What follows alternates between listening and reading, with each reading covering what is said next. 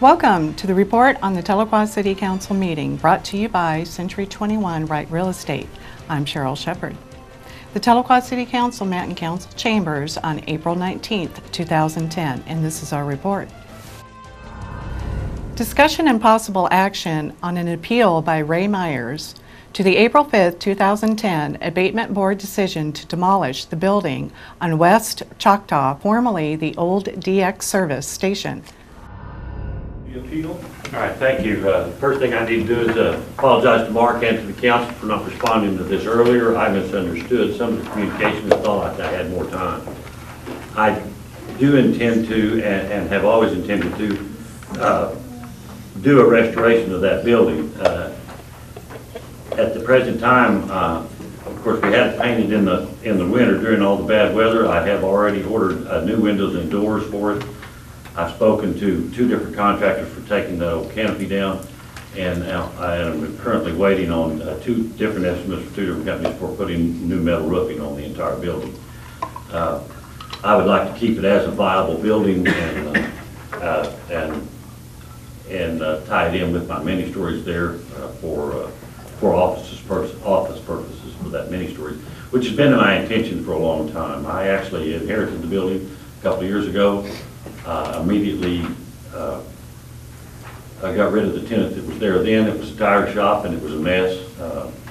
I've worked the last 2 years doing a lot of dirt work, cleaning up the back of that place where it was, and hauling off and having to actually pay for the disposal of hundreds of old tires that were left there and a lot of the cleanup for it. I've invested a lot of money in it. I've just been slow doing it, but I do intend to continue refurbishing that building. Mr. Myers, do you have a time frame in mind? Well, my start time was this spring. I hope to have it completed within the year. I do a lot of the work myself, and I'm a little older and a lot slower than I used to be. But I intend to do quite a bit of the work myself. Of course, the metal roof and the taking down the canopy is too dangerous to do. But so I'm contracting it, but hopefully I would have it done within this, in the time frame of this calendar year. Council, any questions of Mr. Myers? Next, we have discussion and possible action to allow Tough Enough Sports to use Norris Park for vendors and a live band, and for permission to block Muskogee Avenue from, but not to include, Downing Street to Going Snake Street on July 10th, 2010 from 7 a.m. until 10 p.m. for the Tough Enough 3-on-3 basketball tournament.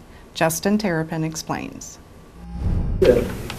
Tell us a little bit about your request. Well, actually what we're doing is we're starting a business called Tough Enough Sports. What we try to do is we host tournaments, camps, combines, anything we can get our hands on sport-wise, and try to get a healthier relationship going with the community. I've been part of the Oklahoma City downtown 3-on-3 basketball. I've played in 3-on-3 basketball tournaments all around here in Tulsa, Fort Smith, Fayetteville. I've been as far as Wichita Falls and stuff. I was wanting to request permission to see if we could get a 3-on-3 going down in front of Salmonella's right there at that and Crowbar. We weren't going to need the whole street. We thought we might right in front of Ned's and that other Vidalia. But we could put 4 goals right in front of Crowbar and up to Salmonella's right there. I believe it would bring in a lot of revenue, depending on how we promote what we're doing. We are going to promote in Tulsa World, Fayetteville, Fort Smith. We're trying to get a lot of teams to come in. We're trying to get a local band. We talked with Pumpkin Hollow Boys to see if they perform that night after the tournament. I didn't know what the stipulations would be on vendors, but I have talked with other vendors, and there's the snow cone places that a few want to come in and vend that day. Spoke with a few people that make fried Indian tacos. Then of course we'd have a concession that provides water, Gatorade, and everything for the teams. We do have a legal form written up to hold us not liable or Tahlequah City liable. We've taken a lot of steps to get to where we're going.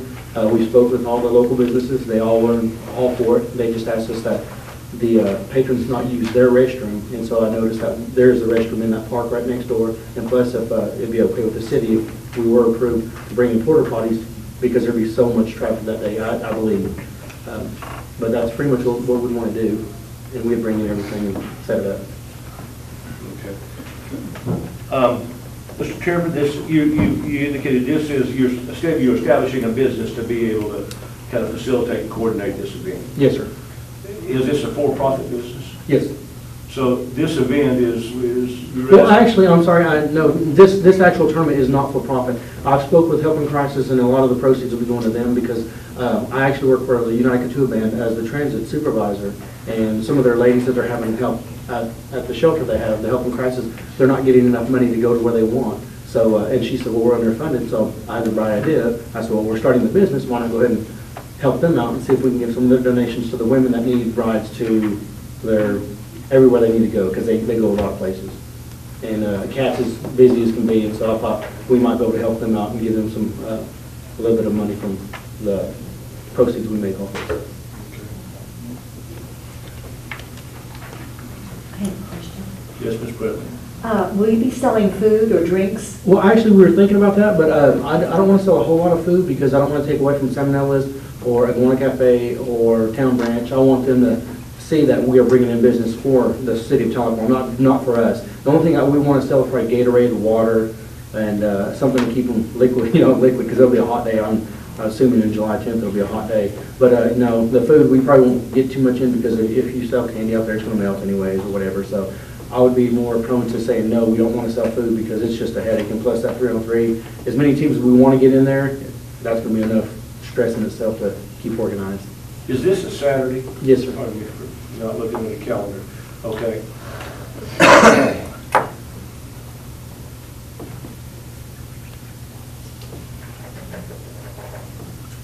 Would you be willing to, are you going to have registration fees and that sort of Yes, thing? sir, yeah. To guarantee that we get the teams here, they're going to have to prepay before we make the rosters.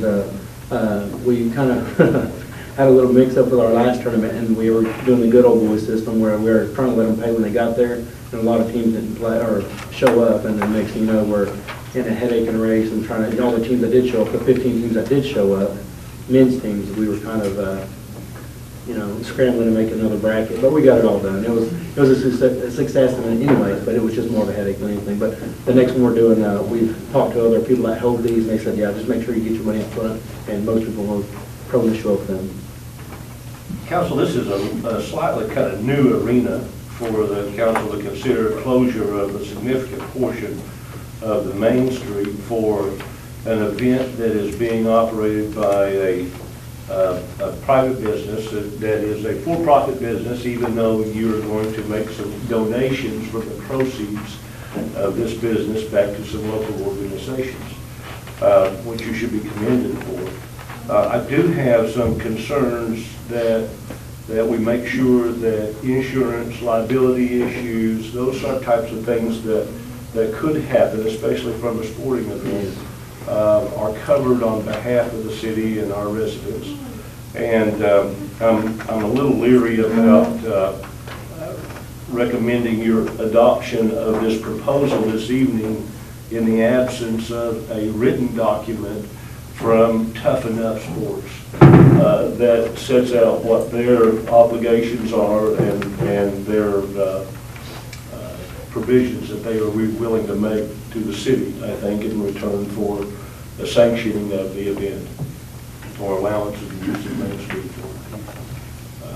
Again, I don't think it would slow Mr. Terrapin down very much, but it would not be uncalled for by any means to ask them to submit a letter of this proposal to the city and what they would be willing to cover the city for, as we do with most organizations who have significant community events. Balloon Fest being a good example coming up. They're gearing up for their proposal, and they will cover all the components of traffic control and the insurance, liability issues, and those kinds of things as well. Next up, we have discussion and possible action to change approved route for the Red